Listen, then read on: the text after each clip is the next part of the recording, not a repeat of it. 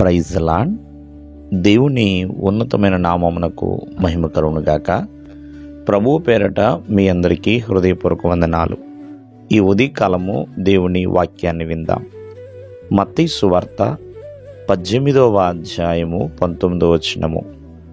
మరియు మీలో ఇద్దరు తాము వేడుకొను దేని గూర్చైనను భూమి మీద ఏకీభవించిన ఎడల అది పరలోకమందున్న నా తండ్రి వలన వారికి దొరుకునని మీతో చెప్పుచున్నాను. ప్రియమైన వాళ్ళరా, ఇక్కడ మనము జాగ్రత్తగా ఆలకిస్తే యేసుక్రీస్తు వారు ఈ విషయాన్ని తెలియజేస్తున్నారండి. ఎవరైనా ఈ భూమి మీద ఇద్దరు తాము వేడుకున్న అంటే ప్రార్థన చేసిన, దేవుని యొక్క పాదములు చెంత పెట్టిన ఏ మనవైనా మరి వారు ఏకీభవిస్తే పరలోకమందున్న తండ్రి వలన అది దొరుకుతుందండి. కింద వచనంలో రాస్తున్నారు, ఇద్దరు ముగ్గురు నా నామం ఎక్కడ కూడి ఉంటారో వారి మధ్య నేను ఉంటాను అన్నారు ఆయన. అలాగే ఇక్కడ ఇద్దరుగా, ముగ్గురుగా, నలుగురుగా, కొద్ది మందిగా కలిసి ఏకీభవించి ప్రార్థన చేస్తే అది ఏ మనవైనా ప్రేమిన వల్లరా ఆ తండ్రి వలన అది మనం పొందుకోగలుగుతాం. కావున ప్రతి మనిషిలో ఏకీభవించుట, ఏకీభావం అనేది కావాలండి. ఒక్క భావం నిమిత్తమే అందరూ కూడా ఏకీభవిస్తూ ఉండాలి. ఏకీభవించకపోతే ఎలాగండి? కావున ఒకసారి ఆలోచన చేద్దాం.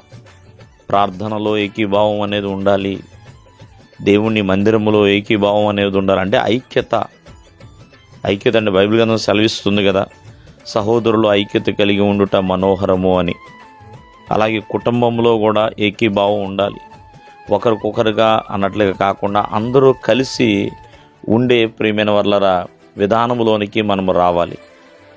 ఏకీభవిస్తే ఎన్నో ప్రార్థనలకు జవాబులు కూడా వస్తాయని దేవుని యొక్క వాక్యం సెలవిస్తుంది. కావున ఏకీభవించు, ప్రార్థించు. ఒకళ్ళు ఒక విషయం కోసం ప్రార్థన చేస్తున్నప్పుడు పక్కన వెంబడిస్తా, వారికి ఏకీభవిస్తా చక్కగా ఉన్నప్పుడు ఖచ్చితంగా దేవుని యొద్ద నుంచి మనం పొందుకోగలుగుతాం. ఉదాహరణగా చెప్తాను, దానియేలుతో పాటు తన యొక్క ముగ్గురు స్నేహితులు ఏకీభవించి ప్రార్థించారు కాబట్టి బబులోను సంస్థానంలో వాళ్ళు ఎంత గొప్పగానో మరి దేవుడి నామాన్ని గణపరచగలిగారు. దేవుడి నామాన్ని ప్రేమిన వల్లరా వారు ఎంతగానో కీర్తించగలిగారు. దేవుడి నామం వారిని బట్టి గణపరచబడిందని ఏకీభవించారు దానియేలుతో పాటు. అలాగే ఎన్నో స్థలాల్లో ఎంతోమంది ఏకీభవించి ప్రార్థిస్తున్నారు.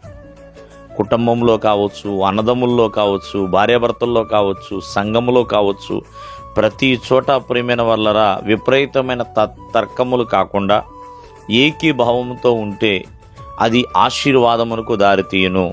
దేవుడు మిమ్మల్ని ఆశీర్వదించునుగాక. ఆమేన్.